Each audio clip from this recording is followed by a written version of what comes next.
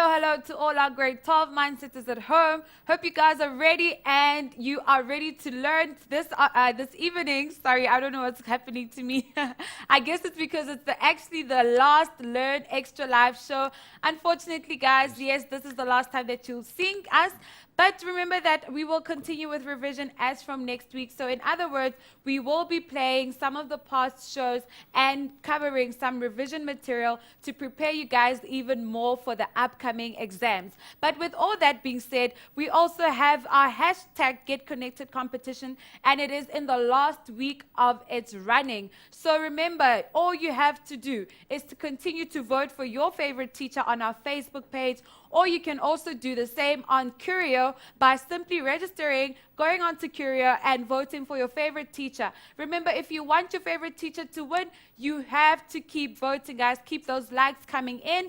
Tell your friends about it, share the post, and let everyone know. And remember, guys, that you can win yourself a super cool Sony Xperia L cell phone. Now, who would not want that? Like, seriously, come on. So keep voting, guys. And with all that being said, let's continue with the lesson. We've got Sithe in studio today. How are you, Sithe? Right, Queen Onjan. Am I confusing you? Like, No, you're not. Confused time and whatnot, but I'm okay. How are you? Wow, I'm great. I'm great, thanks. Sithe, what will we be covering with the grade 12s today? We're revising paper 2. They're about to write their final exam, right? I think Monday, but then paper 1 is on Friday next week. Wow, it is so near. But that's why we're here. We are here to help you prepare and make sure that you ace those exams. So don't worry, don't despair. Remember that you can communicate with us through our social media pages, and that is at facebook.com/learnextra. Or you can also connect with us on Twitter, and that is at learnextra with an X. Remember, guys, with an X. Or you can also go onto our website, and that is at learn.mindset.co.za. And you can get all revision materials that you need. You can get yourself videos. You can get yourself textbooks. So seriously, guys, you have no excuse not to ace those exams. So let's continue with the lesson. Sithe, take it away. Thank you, Queen. All right, Matrix. Today, as I've said, we're working through questions from your virus paper 2 questions. But before we get to the actual lesson, I've got a challenge question for you. You can just chill at home and do some problems. Prove that sine 3x plus sine x divided by 1 plus cos 2x equals to 2 sine x. So you can start working on your challenge question. All right. Our first question here for today, question 1 from your stats. The table below compares the number of hours spent by 7 mathematics learners and the learner's performance in the test. All right? So learner number 1 spent an hour, and then the results are like gets 35%. Learner 2, 3 hours, 55%, and learner 7 gets 80%, spending 11 hours in practicing his or her maths. Now, first of all, you need to represent the data in the scatter point, right? Now, remember, guys, you have to label your x's, right? So you look at, I've got it here. This is your x, this is your y, this is x. But now on your x-axis, you've got number of hours spent practicing maths, and then there's are your results obtained. Okay, right. Now, if we look at your scatter point as you're sitting at home and you're doing is 1, remember it's x is to y, right, guys? So you've got 1, 35, and 3, 55, 5, 60, and so forth. This is your x, this is your y, this is your x, this is your y. So you get something like this. So you've got, on your x-axis, you've got the time spent, and on your y-axis, you've got the marks obtained, okay? So you've got your scatter points, all right? So I'm sure everyone has done that. Now, the next part is for you to find, find the equation of line of best fit for the data, right? So we need to work out the equation of a line. And they're telling us that this is a line, we're working the straight line. And remember, it is in the form of y equals to a plus your bx, all right? So this is your gradient, and then this is your y cut. Now, how do you do that? All right, guys, you are allowed to use your calculator, right? Let's just go back to our data. Now, with your calculator, all right? Okay, now, let's start. You've got, this is your x-axis, your number of hours, that's your x-axis, and then your marks will be on your y. Right, now let's just remind ourselves how do you do it, okay? Right, first of all, your calculator is on, then you go to mode, all right? And then you go to stats, which is 2, and then you want to work out that your line of regression, right, which is a plus bx. So now you press your 2, then you enter your data, right? So, right, well, we said it's 2, then you need that 2, then you enter your data. So the first point is 1, then you say equals to, and then the next one is 3 on the x equals to, the next one is 5 equals to, next is 6 equals to, and the next one is 8, 10, and 11. So we get to 8, 10, and 11. All right? So we're done with the x, then we now go to your y, all right, starting from 1. Right? So when x is 1, y is 35. So you type in 35 equals to, and then you go down. The next one is 55 equals to 60 equals to, and then the next one 65, 75. So 65, 75, 70, and the last one is 80, okay? Right, your last one is 80. So you've entered your data. Now you've got your x, you've got your y. Now the next step, you go to AC, right? And then you say shift, now stats, right? And then 5, REG, all right? So in your 5, and then because your equation is y equals to a plus bx, okay? So you need that a, you need that b, right? So for us to get that a, so I'm going to press 1 to get my a, so it's 38,78. So a is 38,78, if I'm not mistaken. It's 70. It's 38,78. All right. Now to get your b, so you go to AC again, and then you say shift 1, and then your 5. Then you get to 2. Then your b is 3,83. Right. Then we have our b is 3,83. Now, remember, our equation is a plus bx. So we've got the value of a, we've got the value of b. So we can just substitute 38,78. So y is 38,78 plus your b. Your b is 3,83. So this is 3,83x. Now, can you see that this equation is in the form of y equals to mx plus c? That's your straight line. So this is your line of best fit, okay? So that is your equation. So you've answered question 1.2, all right? Hence, draw the line of best fit on the scatter plot. Right, so now you can take the values, 1, substitute, you get y will be 38,78 plus 3,87. Then you've got your points, and then you join your line. Okay, right. So now, next, find the correlation coefficient. Right. So you need that R. Okay, of the data, and hence comment about the strength of the relationship between the two variables.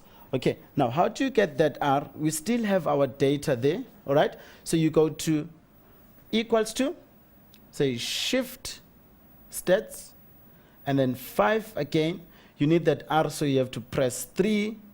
Then you get 0.93. So your R is 0.93, which is R is roughly equals to 1. And this is telling us that there is a strong positive relationship between the two variables. Okay, so that concludes our question 1, guys, your stats part. Right, so now the next question is taken from your trig graph. Now, question number 2 says the sketch represents the graphs of the following functions, which is your sine graph, right? And then the next one is your tan graph. And from negative 180 to 0, all right? So now it is drawn for us. So this is minus 180, minus 135, negative 90, up to 0 there. And the line segment ABC, okay? So you've got your line segment there, ABC, okay? Is perpendicular to the x-axis. So this is perpendicular there to the x-axis. At C, minus 135 and 0. So this point is, this is C, minus 135 degrees and 0. With A and F and B on G. And D, point D is negative 120 degrees and root 3 divided by 2 is the point where F and G intersect. Okay, those two graphs meet at D, and they also meet here. So there is another point there where these two graphs meet. Okay. Now, 2.1, you need to work out the length of AB. Now, you have to go to your graph, right? Where is AB? Okay, this is your A, this is your B. You need to work out that distance, okay? All right, guys, if you want to work out the distance between the two graphs, even in your algebra, say, for instance, you have a graph like this. This is your F, this is your G. And I'm asking you to find the distance AB. So you're working out the distance between two graphs. So you've got the graph of G, which is your straight line, and then your F. In order for you to work out that distance, you take the top graph minus the bottom graph. So in this case, you've got the straight line as your top graph, and then your bottom graph is your parabola.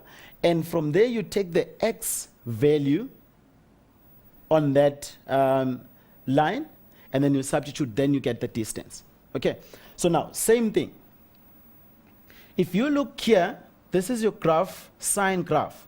Can you see that your sine graph is a top graph, and your tan graph is a bottom graph? Now, remember what we said. So the distance AB will be given by the top graph minus the bottom graph. So in this case, it is your sine. So you've got sine 2x. So this will be your sine 2x minus your half tan x. Now, that's your distance, AB.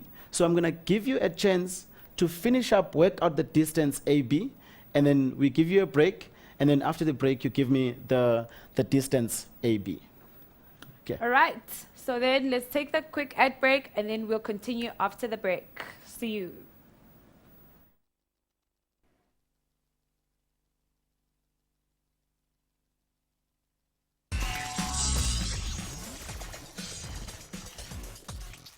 Welcome back, Mindsetters. If you've just joined us, don't despair. We're not that far into the show, so I'm pretty sure that you can still catch on. Now, before the ad break, Sihle left a question for you guys, so let's see if any of you Mindsetters got it correct. Okay, so I see Precious, Wavudi Precious says the answer is a half, and Sontaga Elliot also thinks the answer is a half. So what is the correct answer, Sihle? Okay, let's just check what's the correct answer, right? Now, guys, as we've said, the distance AB will be given by the top graph minus the bottom graph, and then we need the x value at that point. So now if we look at, this is our x is negative 135 degrees. So we substitute, so you get sine of 2 bracket minus 135, right, minus half tan of negative 135, right? Just going to go slow here. We have sine 2 times negative 135, which gives us sine of negative 270 degrees, okay? Minus, now if we treat that as we, in the fourth quadrant, so this is minus x, okay? So tan is negative in the fourth quadrant, so negative by negative, we get a half, positive half tan of 135, okay? Now we come back here, you've got sine of negative 270. If we look at the graph of sine, right, that's minus 360 minus 270, and then the y value is 1, right? So when x is negative 270, y is 1. So you get 1 here. Now plus, now let's take this one, break this one down, you get 180 degrees minus 45, right? And now 180 degrees minus, which quadrant is that? That's the second quadrant, and it's the sine quadrant.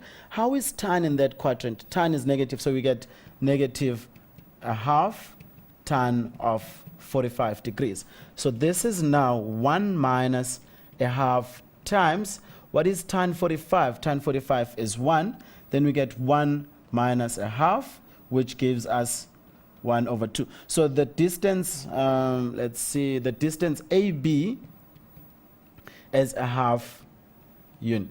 Okay. Wow. So which is, others are saying 0.5 and so forth. Others are saying it's 2 to exponent minus 1, which is one and the same thing. So the correct answer is that, the one that you've got there. Okay. Thank you, guys. Now, we move on to the next question. Now, we need to write down the period of f. Now, guys, remember that if you've got f of x is sine x, right? The normal period of the mother function sine x is 360. So, but then remember, we look at the coefficient of x there. So this will be 360 degrees, okay? Your period will be 360. But if I put to you maybe 2x, and then that will be equal to 360, then your period will be 180 degrees, okay? But if you've got sine of half x, and then the normal period of sine is 360, so you're going to have 360 degrees, and then you have that half x. To work out your x, then you get x is 720. So your sine, this graph is going to repeat every after 720 degrees. If you've got 2x, every after 180 degrees. So you're given f of x equals to sine 2x. So therefore, the period will be, right? So there is 2 there, and you're comparing it to the 360. So divide by 2, then you get 180 degrees. So your period of sine 2x is 180 degrees. Okay. Now, let's look at the next question. Without calculations, use the graph to write down the values of x for which your f of x is greater or equals to g of x in the given interval. Right.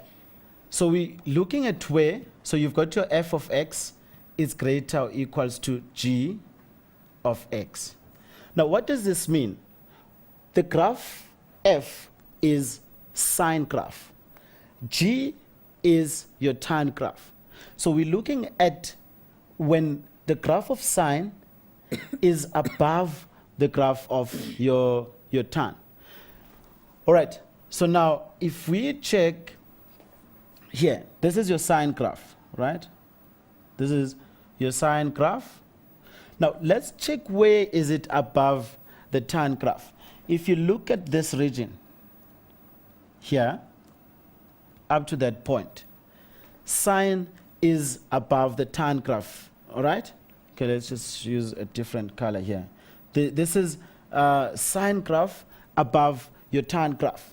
All right? Now, we come back. If you check here up to this point, the tan graph is above, the sine graph is below. Look here, this guy is now below your tan graph. So at this region as well, so between this point and that point, your sine graph is above the tan graph. Now, come up, if we continue up to this point, you see that the sine graph is below, all right? And the tan graph is above. But immediately when, okay, let's just change color. So this one goes like that. And then from that point up, your sine graph will be above the tan graph. Now let's just go back and look at the x values. We know that this is negative 180 degrees. And then that point, okay, this point that is given, that is negative 120. So this point is negative 120 degrees and the square root 3 over 2. All right, that's your point D. And then this point, we know that it's negative 90 degrees. It's given, negative 90 and naught. And then at this point, right, now, they're not telling us what that point is. But can you see that this is a reflection of that point along that line, okay? So now we can easily work out this point here. Let's just quickly, right? Okay? Now, if you look here, this is minus 90, 0, and that point will be in the middle between this point of intersection and that point of intersection. All right, so now let's assume this is x and then that is y. To work out that x, so if this is the midpoint, so you're going to say x plus that negative 120, so x negative 120 divided by 2, it's equals to, our midpoint is negative 90 degrees, okay? Remember the midpoint formula, right? Then you get your x is negative 180, right? Negative 180 degrees, right? If you times by 2 throughout, and then you take the 120 across, so you get positive 120 degrees. Therefore, your x is negative 60. So this point here will be negative 60 and something of which we know that it's going to be negative root 3 over 2. Right, now let's answer the question. Without any further calculations, right, find the values of x for which this graph is greater or equals to g of x. Now, we said it's that region, so where x is negative 180 and then x is negative 120 there. So you conclude by saying when x is between negative 180 degrees and negative 120 degrees, all right? That's the first region and including, all right? And then now we said also this region, so from minus 90 to that minus 60, so we have our next solution, or when x is between minus 90 degrees and negative 60. And then we said the last one is from 0 and above, so you've got and or x is greater than 0 degrees. I hope that helps. Okay, right. Now, we move on to your Euclidean geometry. So your question 3, they're saying PQR is a tangent to a circle QABCD. Let's see. QABCD, all right? And the next information that they're giving us, your AB is parallel to QD, all right? There's two lines are parallel. Your AB is parallel to QD, and your CB is equals to CD, all right? CB is equals to CD. Let Q3 equals to 30, right? So Q3 is equals to 30 degrees, and D3 is 70 degrees, all right? Now, first question, calculate Q1. So where is Q1? Q1 is here, right? We need to work out what Q1 is. Now remember, they've told us that this PQR is a tangent. we have a chord here, right? An angle between the tangent and the chord, it's equals to the angle in the opposite segment. All right, so this angle is going to be equals to that D3. So you're going to say Q1, it's equals to D3, all right, which is equals to 70 degrees, and your reason is tan chord theorem, all right? So we have a 70 there. Right, so we've answered part 1. Right, so this is 70 degrees.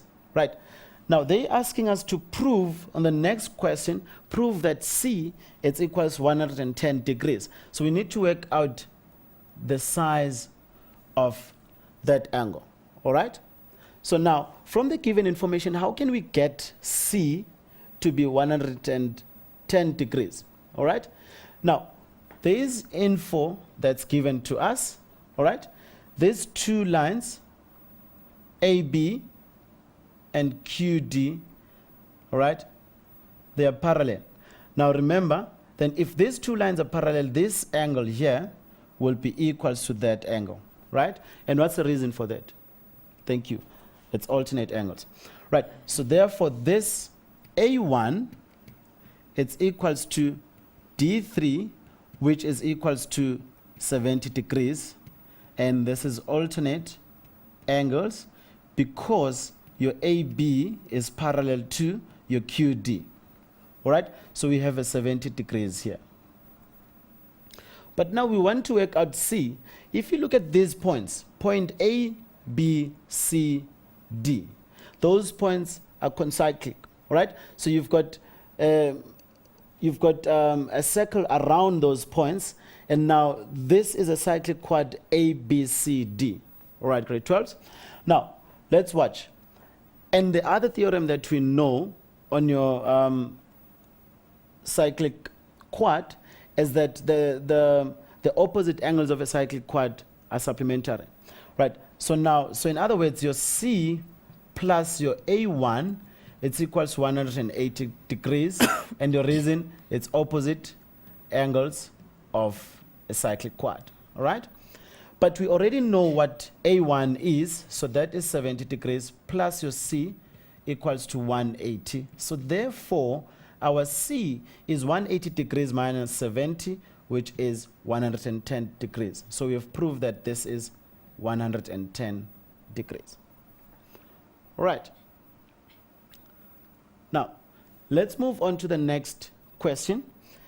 Now, we have Q1 is 70 from your tan chord theorem. And what else did we work out? This was 70 as well. Then we have 110 degrees. So now they're asking us to find what B1. We need to work out what B1 is, right? Now, at the present moment, we're looking at our rider. If you look at your B1 and you look at your Q2, on the cyclic quad AQDB, these are the opposite angles of a cyclic quad. But can we work out this angle here? Yes, we can be able to find Q2, and our Q2 will be that 70 degrees plus Q2 plus 30 degrees, which gives us 180 degrees. And the reason there, it's angles on a straight line, okay? Right, therefore, our Q2, it's equals to 180 degrees minus 100, which gives us 80. So this is 80 degrees. Now, in order for us to work out that angle, because we know that ABD's Q is a cyclic quad, so we have B1 plus that 80 degrees equals 180 degrees, opposite angles of a cyclic quad, supplementary. Therefore, our B1 will be equals to 100 degrees. So your B1 is equals to 100 degrees. Okay. I hope we're still together. Are they following, or I'm just doing this work on my own? I'm following you, Sife. Okay. No, I'm just, even the learners, are I'm they also here? checking if the mindsetters are following with us. Okay, all right. Guys, follow us on Twitter. We're right behind you. All right. Thank you. Right now, question number 4, guys. You've got PQRS as a rectangle, and A is a point on QR such that your PAS, it's equal to 90 degrees, okay? So you've got a 90 degrees there. Now, prove that your PAQ, it's equal to your ASR. So you need to prove that PAQ, so we need to work out this angle. We need to prove that this angle is equal to ASR. So ASR. So at the end of the day, we must get those two angles equal. All right. Now, how do you do that? Right. Now, if you look at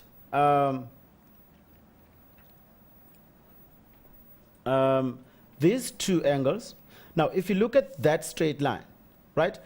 Angle A1, angle A2, and angle A3, they are angles on a straight line, right? Now, if you add all these angles, they must give you 180 degrees. Subtract that 90 degrees because it's already given. So your A1 plus A3 gives us 90 degrees, okay, because that's 90 plus that 90. So therefore, your A1 is 90 degrees minus A3, okay? That's your first argument there. Right, now the next one, now if you look at this, this is perpendicular there. So you've got your S2 plus your A3 equals to 90 degrees in this triangle because you have to add up to 180 degrees, right? So therefore your S2, it's equals to 90 degrees minus your A3. Now look, equation 1 and equation 2, A1 is 90 degrees minus A3, and S2 is equal to 90 degrees minus A3. So therefore, your A1, it's equals to your S2 because they both equals to 90 degrees minus A3. So you have proved that PAQ, it's equals to your ASR. Right, guys, we're going to take a short break and then we come back and continue with the rest of the questions. All right, so it's time for an ad break. But before we go to that ad break, I'd just like to remind you guys about this very cool competition that Mindset is running with Safeway's K53. Now, all you have to do is simply purchase yourself this awesome Learner's Driver's Manual, or you can also download the app on the Samsung Galaxy App Store, or it is now also available on the Google Play Store. And then from there on, just simply go into our Facebook page, click the Be a Bright Spark competition tab, and enter your details. Now, Sitha, before we go for this ad break, I want to know, when did you get your learner's license? When did I buy my learner's? Oh, okay. When did you buy? So Sitha took the short route, guys, which is not advisable. Guys, we're not doing that. When was it? 2009. Expired. Same year, roughly around those lines. And then I got 2010. So what did you use? What helped you pass your learners? I used this book. It was not this fancy. But I used that book. And okay, wow. The so there you go, guys. The same book that helped Sihle pass his learners is the same book that's going to help you pass your learners. And this time, you can get yourself a Chevy L Spark to go with it. Yes, we are giving away a car. So go onto our Facebook page, follow the competition details, and get entering. Let's go for the quick ad break. And then after that, we'll be announcing our Casio calculator winner. We'll see you after the break.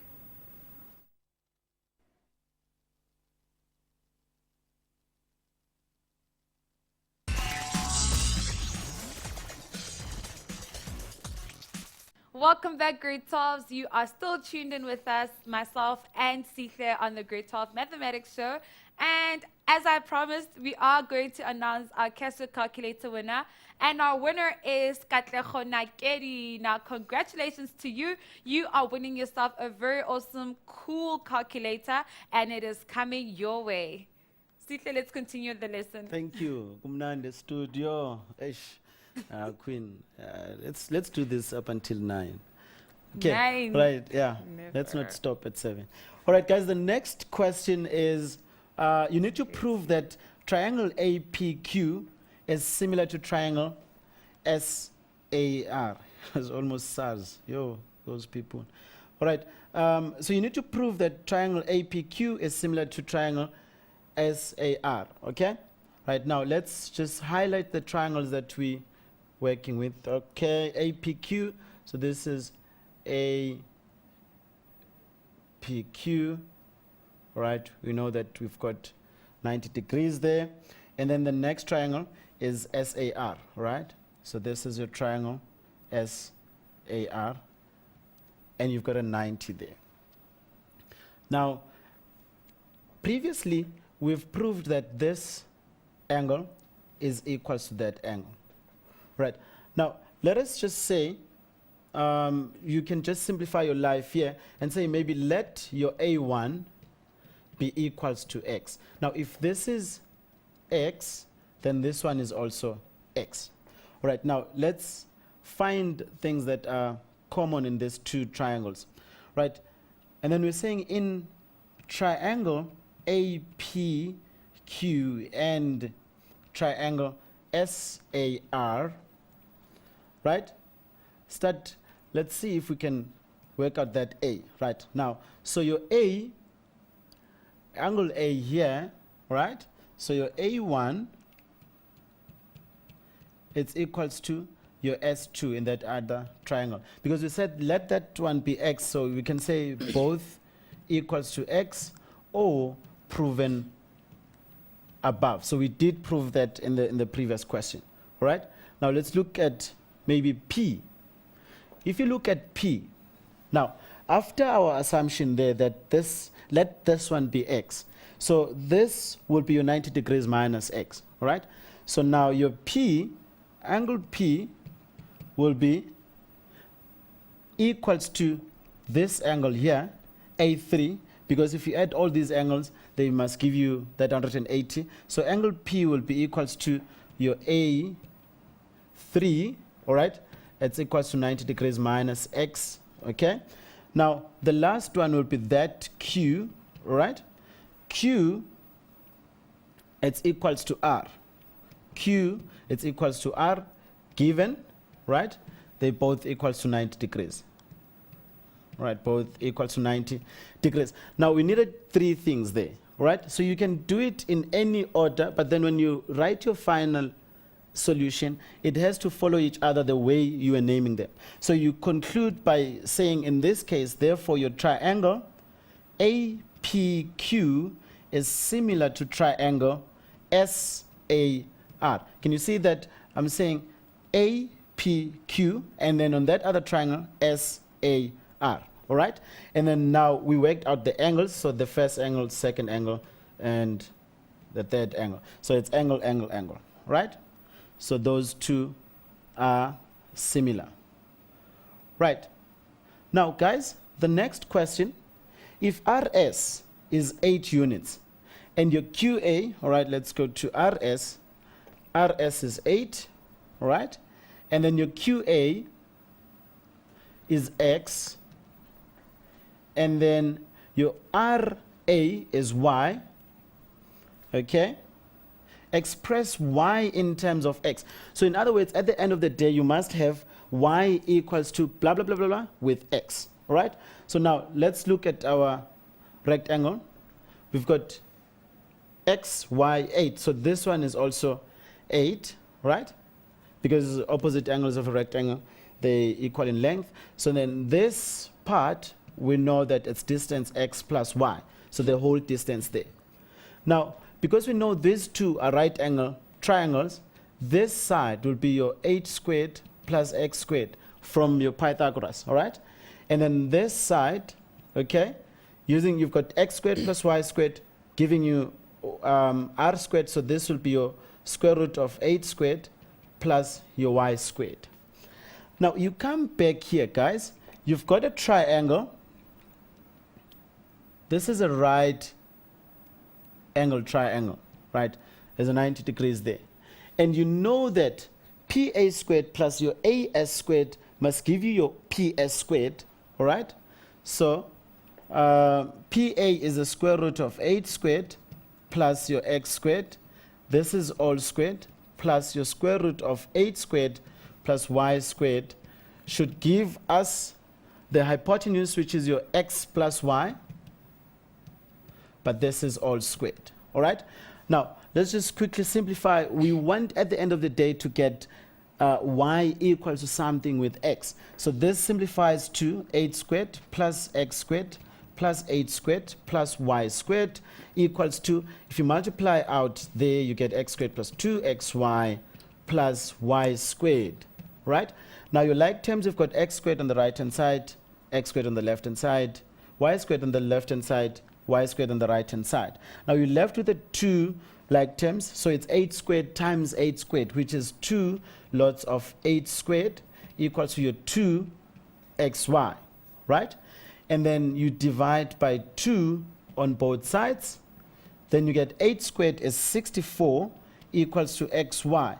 But answering our question, they asking us to find y, all right, in terms of x. So in other words, I'm going to divide by x on both sides. So therefore, y will be 64 divided by x. So your final answer is 64 divided by x. Did they get something like this? Well, I'm not seeing any answers, so Okay, they're doing let's just it wait. privately. Yes, I'm Okay. guessing there. All right. Now, guys, let's just move on to our challenge question.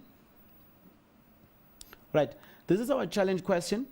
You need to prove that sine 3x plus sine x divided by 1 plus cos 2x equals to 2 sine x. Now, remember when you're proving identities, okay, we've got one solution there at the moment. Yes. All right. And the rest of the people, they're working it out and then they're putting in their bags. Okay. Right. Now, let's just check our solution. So I take the left-hand side. All right. Now, if you look here, you've got your 3x, right? But we haven't done up to 3x, but you've done the single identities and then your double angle identities. So you can break that one down to sine 2x plus x. But now this has got a relationship with that x, 1x, which is 2x minus x. So this will be your sine 2x minus x, all divided by 1 plus. Now this is your double angle identity.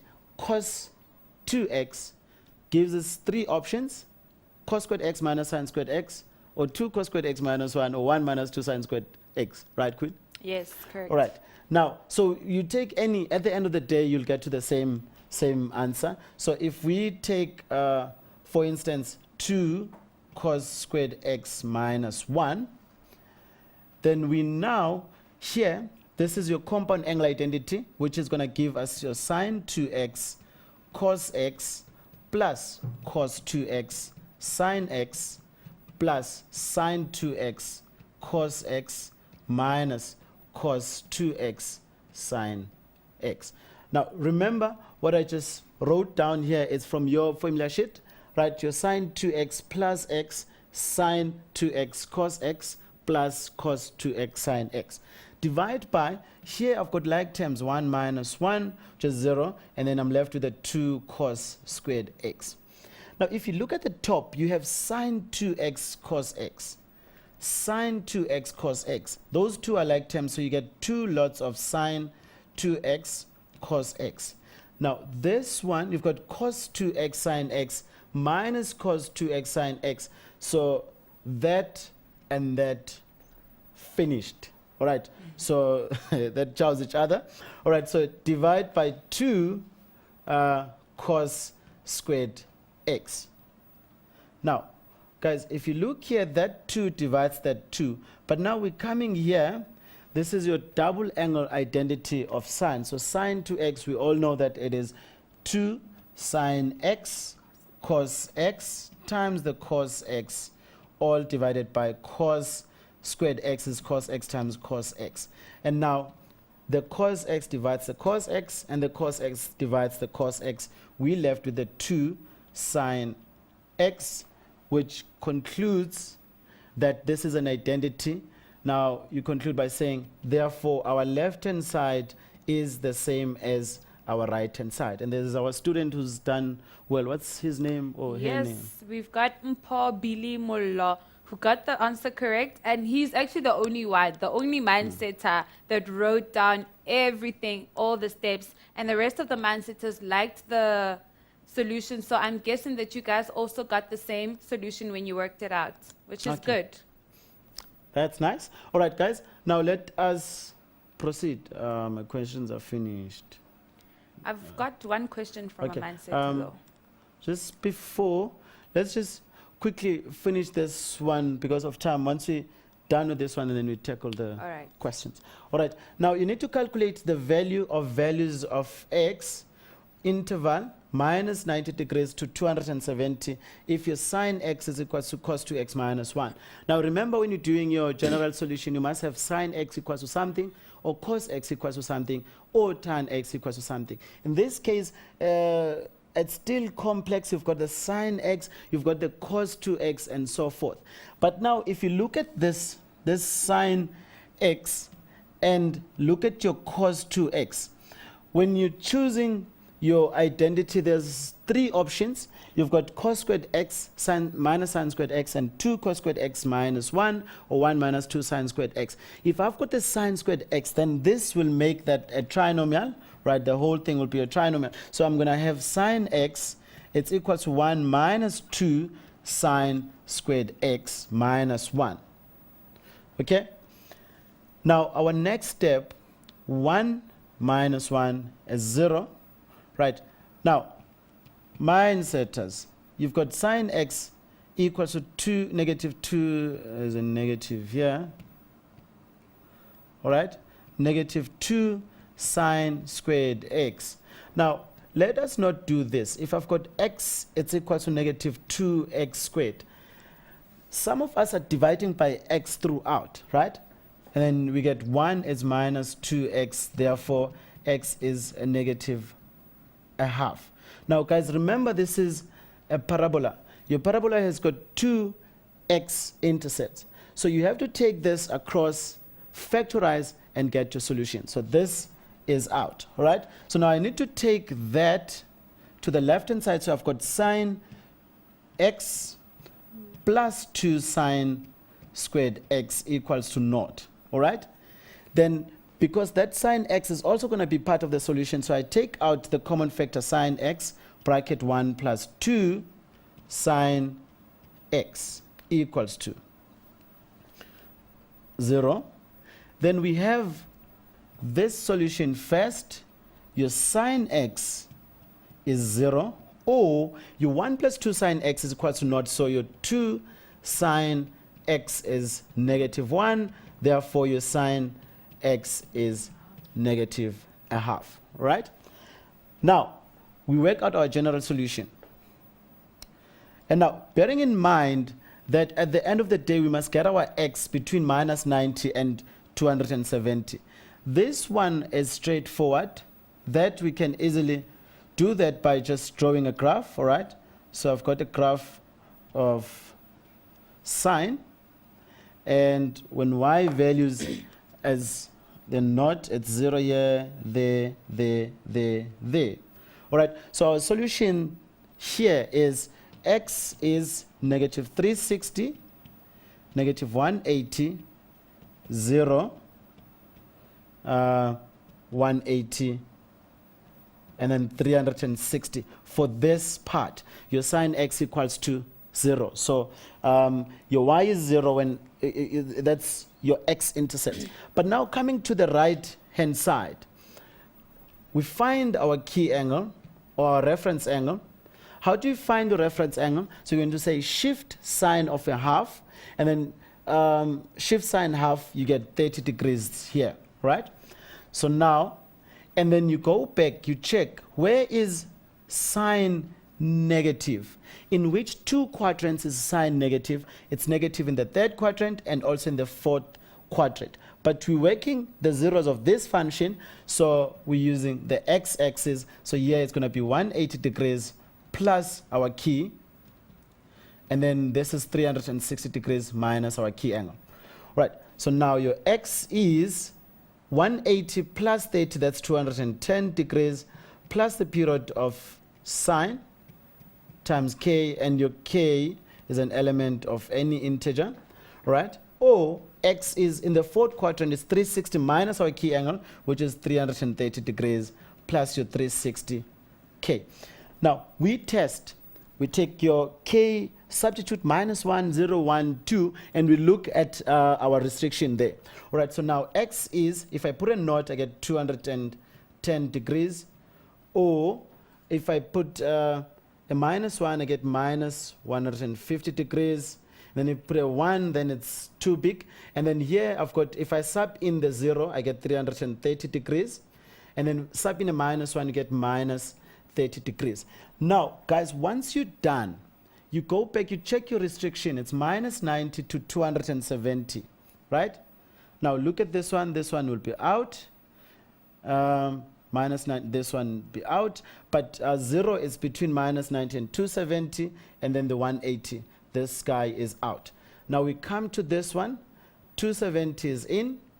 Minus 150 is out. 330 is out. Then minus 30 is in. So we're looking at our restriction. So you conclude by saying, therefore, x is 0 degrees or 180 degrees or 210 degrees or negative 30 degrees. These are your only solutions that you've got there for that particular problem. Now, guys, listen up. Because of time, we have solutions for all these problems. They can be downloaded, right? The notes, yes. The notes on your notes and then your solutions. And if you've got any questions, just send them on Facebook. All right. Can I quickly ask a quick question? Tapa wants to know if is it not given that A, B, C, D is concyclic, can we still use the cyclic quad properties? I think this is from a previous question. Oh, okay. Yes. If those 4 points, now watch, guys. Let's take, for instance, why is this thing? Okay, fine.